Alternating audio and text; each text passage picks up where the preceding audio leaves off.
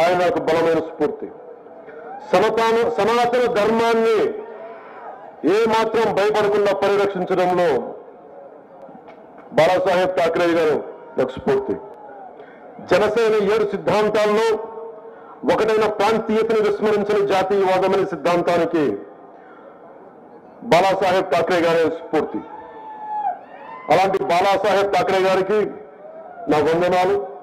ఏ విషయాన్నైనా ధైర్యంగా చెప్పడం, బాలాసాహెబ్ గారి దగ్గర నుంచి నేర్చుకోవాల్సింది ఏ విషయాన్నైనా ధైర్యంగా చెప్పడం, నిర్మోహమాటంగా నిక్కచ్చిగా ఉండడం, అధికారంతో సంబంధం లేకుండా మన సిద్ధాంతాలకు బలంగా కట్టుబడి ఉండటం బాలాసాహెబ్ ఠాక్రే గారి నుంచి నేర్చుకున్నాం.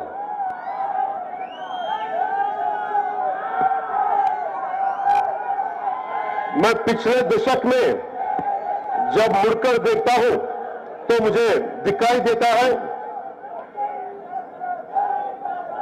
आर्टिकल 370 के बाद का कश्मीर, राम मंदिर से शोभायमान अयोध्या, विश्व पटल पर चमकता हमारा तिरंगा, भारत के हर कोने को जोड़ते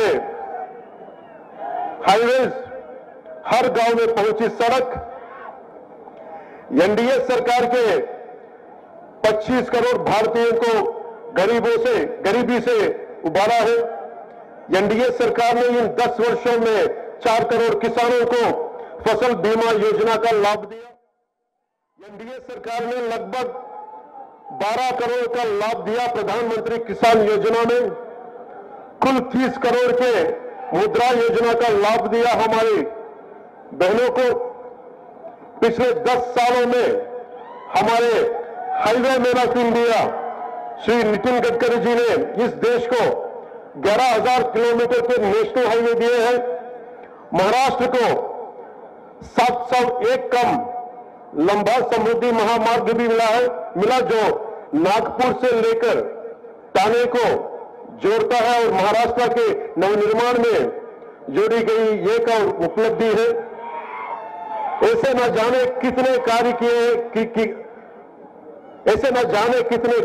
गए हैं और किए जा रहे हैं जो महाराष्ट्र को 2038 तक $1 ट्रिलियन की आर्थिक व्यवस्था बनाएंगे और महाराष्ट्र भारत को 5 ट्रिलियन डॉलर के साथ विश्व की तीसरी सबसे बड़ी अर्थव्यवस्था बनने में महत्वपूर्ण योगदान देगा। మీకోసం తెలియదు.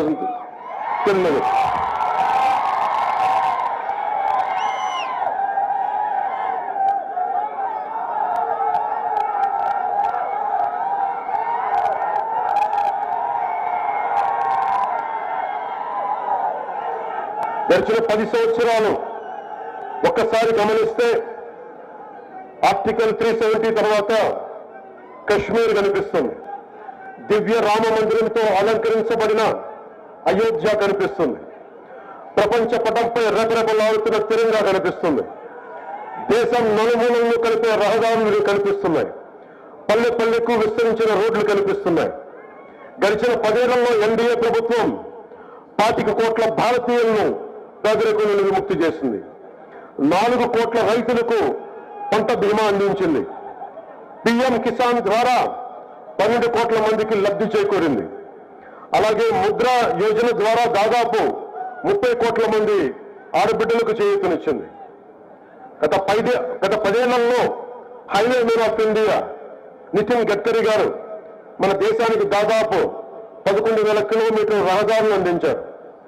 మహారాష్ట్రలోనే నాగ్పూర్ నుండి ఠాణే వరకు 701 కిలోమీటర్ల సమృద్ధి మహామార్గం నిర్మించారు. ఇది మహారాష్ట్ర నవనిర్మాణంలో కీలక ఘట్టం. 2028 లోపు మహారాష్ట్రను 1,00,000 కోట్ల ఆర్థిక వ్యవస్థగా తీర్చిదిద్దేందుకు ఇలాంటి ఇంకెన్నో గొప్ప అభివృద్ధి కార్యక్రమాలు చేపడుతున్నారు. భారతదేశాన్ని 5 లక్షల ట్రిలియన్ల జీడీపీతో ప్రపంచంలోనే 3వ అతిపెద్ద ఆర్థిక వ్యవస్థగా మార్చడంలో మహారాష్ట్ర కీలక పాత్ర పోషించబోతుంది. ఇలాంటి తరుణంలో మన డేగ్లూర్ నియోజకవర్గ అభివృద్ధి చాలా కీలకం.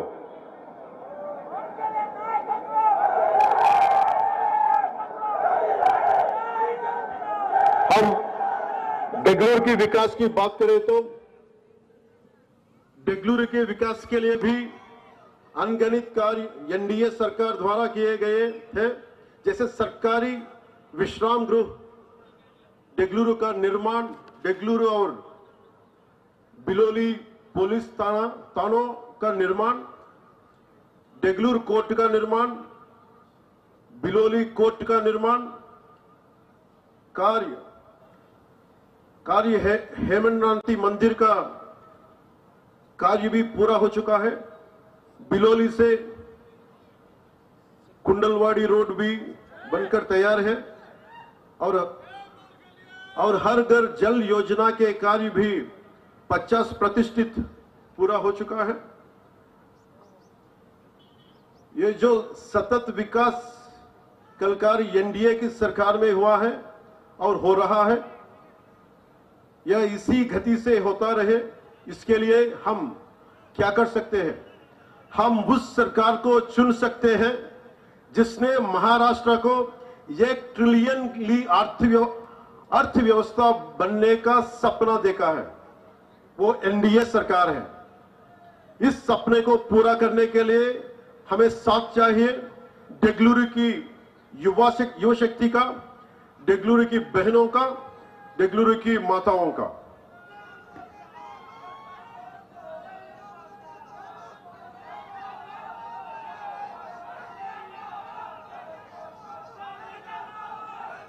బెంగళూరు నియోజకవర్గంలో ఎన్డీఏ ప్రభుత్వం ఎన్నో అభివృద్ధి కార్యక్రమాలు చేసింది. ఎన్డీఏ ప్రభుత్వంలో ప్రభుత్వ విశ్రాంతి గృహం, బెంగళూరు బిలోలి పోలీస్ స్టేషన్ నిర్మాణం, బెంగళూరు కోర్టు నిర్మాణం, బిలోలి కోర్టు నిర్మాణం, హేమంత్ పంతి ఆలయ నిర్మాణం, కుందల్వాడి నుండి బిలోలి రోడ్డు మార్గం కూడా నిర్మాణం పూర్తయింది. అలాగే హర్ ఘర్ జల్ యోజన పథకం కింద 50% పనులు పూర్తయ్యాయి. బెంగళూరు నియోజకవర్గంలో ఇదే వేగంతో అభివృద్ధి కొనసాగాలంటే మనం ఏం చేయాలి? మహారాష్ట్రను 1,00,000 కోట్ల ఆర్థిక వ్యవస్థగా మార్చాలని సంకల్పంతో ఉన్న ప్రభుత్వాన్ని ఎన్నుకోవాలి. ఈ కల సాకారం కావాలంటే ఎన్డీఏకు ఇక్కడున్న యువత, బెంగళూరు యువత, బెంగళూరు ఆడబిడ్డల మద్దతు, బెంగళూరు ప్రజల సహకారం కావాలి.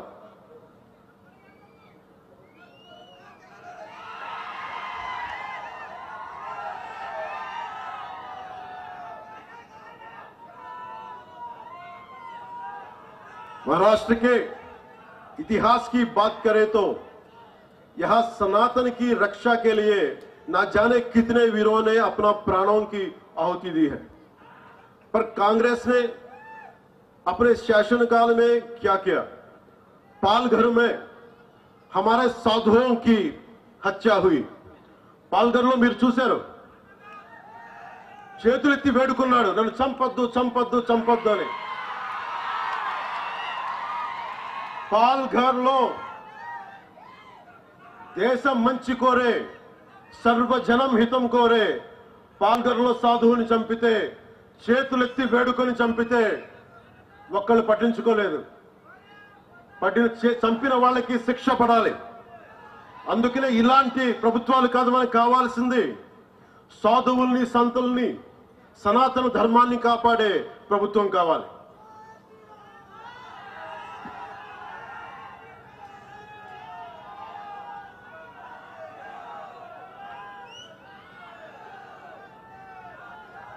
आपको याद है पालघर में हमारे साधुओं को कैसी हत्या हुई, और विशालगढ़ के ऐतिहासिक किले पर, మీకు విశాల్గఢ్ కిల్లా తెలుసు కదా మీకు,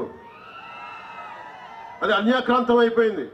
ఆక్రమణదారులు దాన్ని కైవసం చేసుకున్నారు. శివాజీ పోరాడింది వీరి మీదే, కానీ ఈ రోజున మళ్ళీ ఇంకోసారి పోరాటం చేయాల్సిన పరిస్థితి. और विशालगढ़ के ऐतिहासिक किले पर अतिक्रमण हुआ, और यह मुद्दा धर्म से नहीं जुड़ा, बल्कि शासन की लापरवाही और एक वर्ग विशेष को नाराज ना करने की आदत के कारण पैदा हुआ समस्या है. अधिकारियों ने इसकी सुरक्षा क्यों नहीं की? मराठों द्वारा बनाए गए दुर्ग केवल वास्तुकला के नमूने नहीं है, बल्कि भारत के संरक्षक, सनातन धर्म के संरक्षक है। इन किलों ने न जाने कितने सालों तक आक्रमणकारियों के और न केवल महाराष्ट्र के लिए बल्कि समूचे दक्षिण भारत के बीच हिमालय की तरह खड़े रहे और हमारे लाखों मंदिरों की रक्षा की। అంటే మనం మహారాష్ట్రలో ఉన్న దుర్గాలన్నీ, ఛత్రపతి శివాజీ మహారాజ్ పోరాటం చేసిన దుర్గాలన్నీ, ఆక్రమణదారులు మనకి ఈ దుర్గాలన్నీ కలిపి దక్షిణ భారతాన్ని ఒక కోటలా కాపాడిని, ఒక హిమాలయ పర్వతంలా కాపాడిని, రానివ్వకుండా చేసి అందువల్ల దక్షిణ దేశంలో దేవాలయాలు కూల్చలేకపోయారు. దానికి మనం మహారాష్ట్ర నేలకి, ఈ కోటలకి, ఈ ఖిల్లాలకి, ఛత్రపతి శివాజీ మహారాజ్ ధైర్యానికి, మహారాష్ట్ర నేలకి, మహారాష్ట్ర వీరులకి నేను శిరస్సు ఉంచి నమస్కరిస్తున్నాను.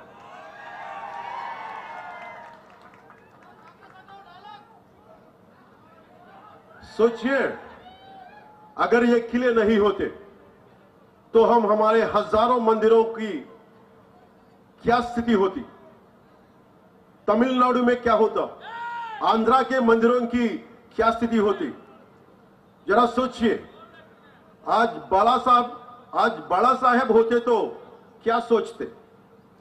बाला साहेब ठाकरे जी चाहते थे एकजुट भारत, एकजुट भारत, నిలబడి ఉన్న భారతం, కలిసికట్టుగా ఉన్న భారతం. అంతే, బాళాసాహెబ్ ఠాకరే కోరుకున్నది కలిసికట్టుగా ఉన్న భారతం, ఒక్క భారతం, ధైర్యంతో కూడిన భారతం, పౌరుషంతో ఉన్న భారతం, సాహసంతో ఉన్న భారతం. बाला साहेब ठाकरे जी चाहते हैं एकजुट भारत, जिसे मोदी जी पूरा कर रहे हैं. वो चाहते थे राम मंदिर, जिसे एनडीए ने पूरा करके दिखाया. उनकी हर इच्छा को पूरा करने में लगी है एनडीए सरकार. शिवरायांनी सांगितले होते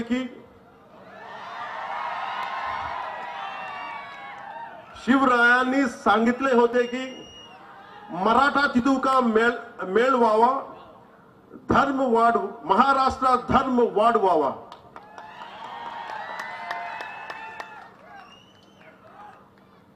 अब ये महाराष्ट्र की जनता निर्णय लेगी कि हम बटना है और कमजोर होना है.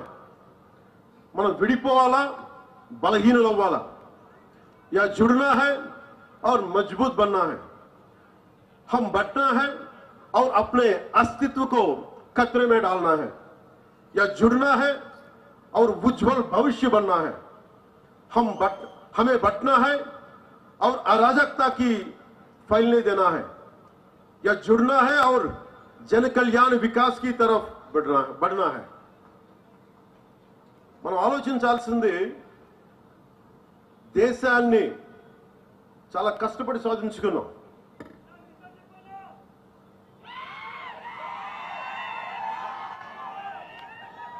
మన దేశాన్ని రక్షించుకోవడంలో నిర్ణయం మీ చేతుల్లో. విడిపోయి బలహీనపడదామా లేదా కలిసి బలంగా నిలబడదామా? విడిపోయి మన అస్తిత్వాన్ని ప్రమాదంలో నెట్టేద్దామా లేదా కలిసి బంగారు భవిష్యత్తు నిర్మించుకుందామా? విడిపోయి అరాచకత్వానికి స్థానం కల్పిద్దామా లేక కలిసి అభివృద్ధి సంక్షేమం వైపు ప్రజలు నడిపిద్దామా? మనందరం ఇర్రెస్పెక్ట్ ఆఫ్ రిలీజియన్, ప్రాంతాలను దాటి, ఇది సనాతన ధర్మం ఉండే నేల ఇది. మనం తెలుగు వాళ్ళం అవ్వచ్చు, మహారాష్ట్రీయులం అవ్వచ్చు, కన్నడిగులు అవ్వచ్చు, ఏదైనా అవ్వచ్చు, కానీ మన గుండెల్లో కొట్టుకుంటుంది సనాతన ధర్మం యొక్క గుండె చప్పుడు. చివరిగా ప్రజల హక్కుల గురించి, వాటి శక్తి గురించి, ప్రజలకున్న అధికారం గురించి రామ్ధారి సింగ్ దినకర్ గారి మాటల్లో డేగ్లూరు ప్రజలకు చెప్పాలనుకుంటున్నాం. हुंकारों से महलों को नींव उखड़ जाती, हुंकारों से महलों को नींव उखड़ जाती, सांसों के बल से ताज हवा में उड़ता है. మీరు ఇంతమంది ఉన్నారు, మీరు కలిసి కట్టుగా మీరు ఒక్కసారి ఊపిరి తీస్తే దేన్ని ఎదుర్కోగలరు?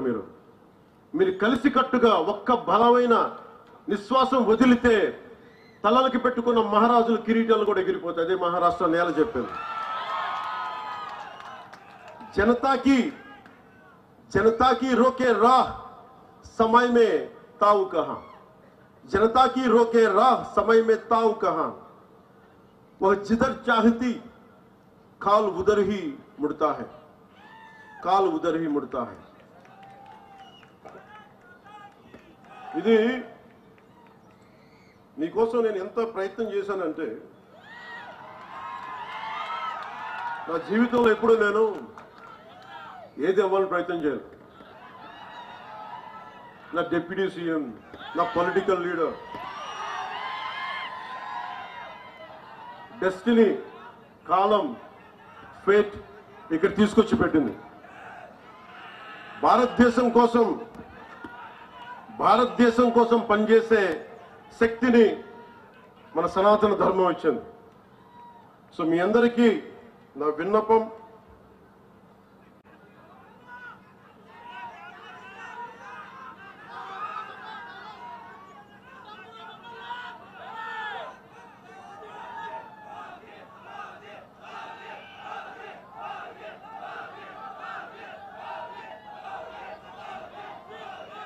ఓజీ గురించి చెప్తాం.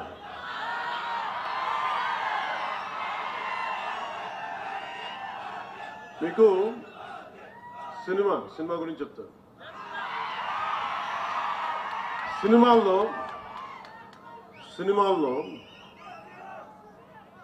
పోరాటం చేయడం, గొడవ పెట్టడం ఈజీ. నిజ జీవితంలో గొడవ పెట్టుకోవడం, ధర్మం కోసం గొడవ పెట్టుకోవడం, ధర్మం కోసం నిలబడటం చాలా కష్టం. మీరు ఈరోజు మీటింగ్కి విని వెళ్ళిపోతున్నారు.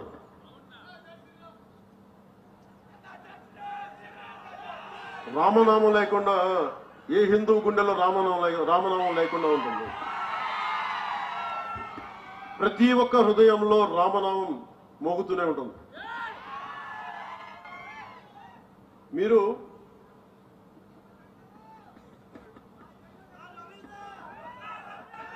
ఇందాక చెప్పిన రామ్ధారీ సింగ్ దినకర్ గారిది ఆయన చెప్పేది మనందరి శక్తి లేదనుకుంటారు. ఈ రోజున ఒక పవన్ కళ్యాణ్ కాదు, అశోక్ చవాన్ గారు కాదు, ఇక్కడున్న నాయకులు కాదు, మీరు బలంగా అనుకుంటే, ఆమ్ జన్ అంటాం కదా, మీరు సామాన్య మానవులు అనుకుంటాం. నేను సామాన్యుడిని, నేను మీలాగే వచ్చాను. నా దేశం కోసం నిలబడాలి, మన సనాతన ధర్మం కోసం నిలబడాలి, పోరాడాలి. అది ఇక్కడ తీసుకొచ్చింది. సో రామ్ధారీ సింగ్ దినకర్ గారు చెప్పింది,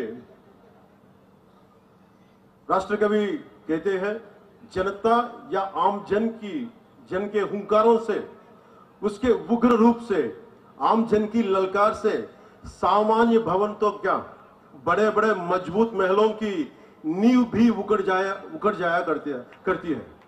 जनता में इतनी अधिक शक्ति निहित होती है कि उसके सांसों की तेजी से राज सत्ता के मुकुट हवाओं में ఊడ్ గయా కర్తే హై. మీరు నిజంగా ఒక్కసారి మీరు ఎంత నిద్రాణమైన శక్తి ఉందంటే, మీరు బయటికి వస్తే మహామహులు పెట్టుకుని ఈ దేశాన్ని విచ్ఛిన్నం చేద్దామని హైదరాబాద్ నుంచి వచ్చే 15 నిమిషాలు ఇవ్వండి, హమ్కో 15 మినిట్ దీజే, అలాంటి వాళ్ళందరికీ కూడా వాళ్ళు హైదరాబాద్ నుంచి వచ్చి, ఓల్డ్ సిటీ నుంచి వచ్చి ఇక్కడ చెప్తా ఉంటారు కథలు.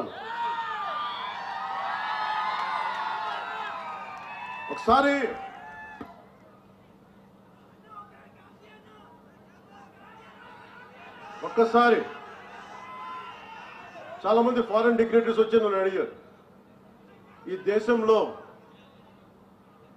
మైనారిటీలు బాధపడుతున్నారు, భయపడుతున్నారు నరేంద్ర మోదీ గారి నాయకత్వంలో, భారతీయ జనతా పార్టీ నాయకత్వంలో అంటే నేను ఒకటే చెప్పాను. హైదరాబాద్ లో కూర్చొని, పాత బస్తీలో కూర్చొని పోలీసులు 15 నిమిషాలు కళ్ళు మూసి కూర్చుంటే హిందువులకు మేమేంటో చూపిస్తాం. నాకెవరో చెప్పాలనిపించింది, ఇది ఛత్రపతి శివాజీ నేల, ఇది ఇలాంటి ధమ్కీలకి భయపడం.